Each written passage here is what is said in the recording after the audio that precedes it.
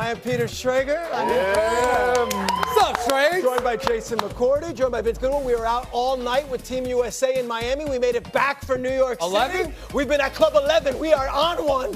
And we are joined today by Dominique Foxworth and Monica McNutt. You know what I'm talking about, Monica. Let's start with the game of the night. The red-hot Spurs visiting the best team in the East, the Detroit Pistons. Could this be a finals preview? We will see. Let's start off with Cade Cunningham and Victor Wembanyama. Here's Cade early, stealing the ball from Wemby, going all alone for the slam. Pistons looked like they were up for this challenge early. They led by 6. Beat Victor up, Peter. Yes, they did. Early on, they did. We'll see how it goes. Early second quarter, Pistons up, down by 2. Cunningham to Vassell, bucket. Shortly after, it's Vassell again. Devin Vassell would have a huge game in this one. Spurs would lead by 2 at the break. 7 minutes left in the third quarter. Wemby swats the shot, and then from his back throws the pass like this. 1, 2, 3. Castle in the corner. Good. Transition basketball. Look at Wemby's block, Vince. What are we talking about here? He's Jason Voorhees. Jason Voorhees, I like it. Can Voorhees do that from 3? Hits the bomb, and Wemby is filling up the stat sheet. Fourth quarter, Spurs up 10. Oh, Wemby again. That's Danis Jenkins, and he gets swatted. And then again, transition basketball. 1 pass, 2 pass. Vassell in the corner, good. Devin Vassell would have 28 points in this game for the Spurs on the road. But the last one here is once again Wemby dominating with the block. And how about this? Under 3 minutes left to go. Spurs by 10. Castle throws the lob to Wemby, all 7'4" of him. He would have 21 and 17. Spurs win their 9th in a row. 9th in a row. It's the first time they've done that since 2019. And if you think the Spurs are too young to win a title or overcome OKC, it might be time to reconsider your position. This season, San Antonio is an NBA best 9-2 against the top 6 teams in the NBA.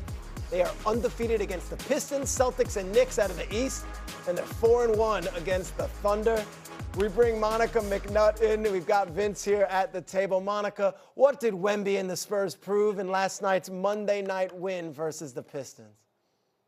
That the Pistons' lack of a second guy and inconsistent shooting at best could be a problem by the time you get to the postseason. In particular, if you do not have enough floor spacing to move a guy, not even per se as dominant as Victor Wembanyama, but someone who has the ability to protect the rim. If you cannot move a big, the Pistons really struggle. I would also add, when Cade Cunningham got into foul trouble, I mean, he was held to 5 of 26, which is a season low for a guy in a Pistons uniform that takes at least 25 shots.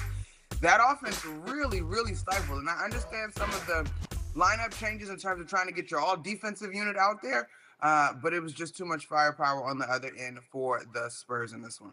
Vince, I look at it, when you take it from a Spurs standpoint, what's your take? I think, Peter, this team is getting ready to make a playoff run. I think we like to say, you're too young. I'm a person that says you got to go through the fire, you got to get your heart broken. But even though the Spurs are ahead of schedule, they have a defense and they have some opportunistic scoring. When you look at so many guys, Peter, that can take it off the dribble, get downhill, which frees things up for Big Slim, that becomes Big Slim, playoff. I like that. That's Big Slim, because he's not a big man, but he's kind of slim, and he's Jason Voorhees all in one. Like, it's freaky. And so for me, I'm changing my mind on what I think their ceiling is when you have Castle, when you have Fox, when you have Vassell. Just enough scoring, just enough shooting, all the defense, that means a problem. I want you to see this, because every year there's the rodeo in San Antonio, and the Spurs have to go on this road trip. They're in the midst of their annual rodeo trip right now, and their last 5 games have been played away from home, and they are 5-0 in those games. And they are winning by an average of 19 points per game. And their next 4 games are on the road. That includes games against the Knicks on Sunday and the Sixers. Vince, the Spurs have done this all without the comfort of their bed, without the comfort of their home crowd. What does that tell you about the stretch run and maybe what they can do in May and June? I am fascinated because usually during these things, like whether it's the Grammy trip for the Lakers or the circus trip for the Celtics, you find out what your team is made of. And usually it's the veteran teams, the middle of the winter, the dog days of the season. Those are the teams that really band together. This team is young, and they are playing with a veteran-like poise. That bodes well for when you have to go on the road, even if they'll have home court advantage. They're going to have home court advantage, at least probably in the first and second round. They're not afraid to walk into Oklahoma City. They're not afraid to walk into Houston. They're not afraid to go into Denver and play big boy playoff basketball. They are opening some eyes around the league. They're not just a year away. They're a force to be reckoned with right now. Monica, we're so accustomed to being like, all right, in the NBA, you knock on the door, you lose in the first round, and the next year you lose in the second round, then you finally get to the Eastern Conference Finals or the Western Conference Finals, and maybe you get over the hump. Could this Spurs team, so young, almost like an overnight sensation, could they actually make a run this season? They definitely could. Now, I will admit, though, Schrager, I still tend to lean to the way you teed that up, in that they haven't sniffed the playoffs at all yet, y'all. And listen, they are fantastic. But I have a hard time believing that in the nature of a series, which is what is required in the postseason, we all know, that adjustments will not be able to be made that are going to challenge this young squad. Is the experience of Harrison Barnes, who's been great, is his experience enough to really carry this squad deep? De'Aaron Fox has been in the playoffs, but not necessarily deep. And not to mention, this will be a first year for Mitch Johnson. Now, if there was a formula for a team to buck trend, the main ingredient would be Victor Wembanyama. So I am not ruling it out. But I should say this, I am very curious to see what a series will look like with this young group. Vince, I want to bring it back to the Pistons because we were celebrating them last week. You were on the show. They absolutely blew out the Knicks in the Garden. We were talking Cade Cunningham MVP. Pistons are the team to beat in the East. Was last night concerning, or is this just one of those, hey, sometimes you lose a game against a good team? Yes, it's both. I think if you had concerns about Detroit going into this, despite their record, you said they don't have primary scoring outside of Cade Cunningham, and they're a below-average shooting team. Not a bad shooting team, but a below-average shooting team. And when you shoot 19% from three because Cade Cunningham is being loaded up on and he has foul trouble, that looks like playoff defense. That looks like what you're going to see in the postseason. And one thing that I was concerned about going into the trade deadline was Detroit going to acquire another secondary scorer. They did not. So that signaled to me that they're not sure that they're ready to make a finals run despite their record. They want to see what their young players are doing. They still want to grow this organically. The problem is we see how good they can be. We see Cade Cunningham being an MVP candidate. People want to see this team fully formed right now. They were at home. They had the opportunity to make a statement. They lost. We're going to get plenty more basketball talk in the show, but our next stop is in. Drink it in. All of these plays, these fantastic plays, happened on Monday. None of them were number one. You got top plays. See for yourself in moments. Block parties are huge in France. They like to gather in big groups and block things like traffic. Whoa, okay. Victor Wembanyama, stateside, block party last night against the Pistons. 6 blocks, which now means he has a block against every single team in the NBA already in his young career. Oh boy. Second place now in the Western Conference. Monica McNutt, good morning to you. Hey. Let's talk about the team that the Spurs beat and stopped a 5-game win streak against the Pistons.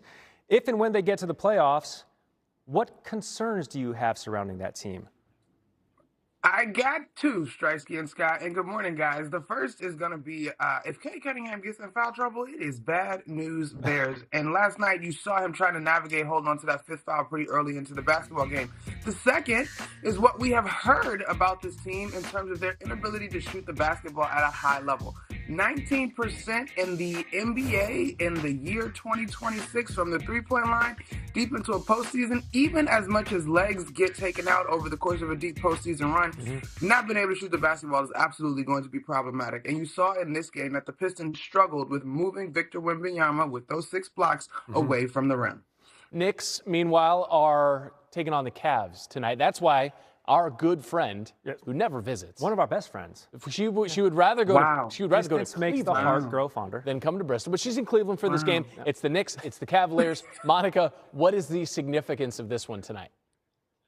I think it's a big deal. I think on the Knicks side, you want to see if this defense that rose over that 12-game winning streak, took a couple of hits, obviously with the Pistons loss, but got back with the Rockets win. You want to see if that defense is bona fide. And this is going to be a challenging opportunity when you look at what the Cleveland Cavaliers can do in the paint. That is both with the dribble penetration of Donovan Mitchell and James Harden, and of course, the ability to pass the ball to their bigs and Allen and Mobley. So on the other end, Cleveland's looking to get right and to prove that Harden and Mitchell can be a formidable force in this Eastern Conference. So I'm paying a lot of attention to what happens in the paint. Mitchell Robinson should be available for this game, and obviously that's a big swing when it comes to the Knicks' ability to rebound. Regular season runway is starting to shorten. We are knocking on the door of playoffs. Yeah. Monica, enjoy Cleveland. I hear there are some pretty good casinos you can actually go pop into. You just walk into. You know what I mean? Just walk on in. Yeah. Okay. Thanks, Monica. Text me some of those. I got you. Look at her big signs.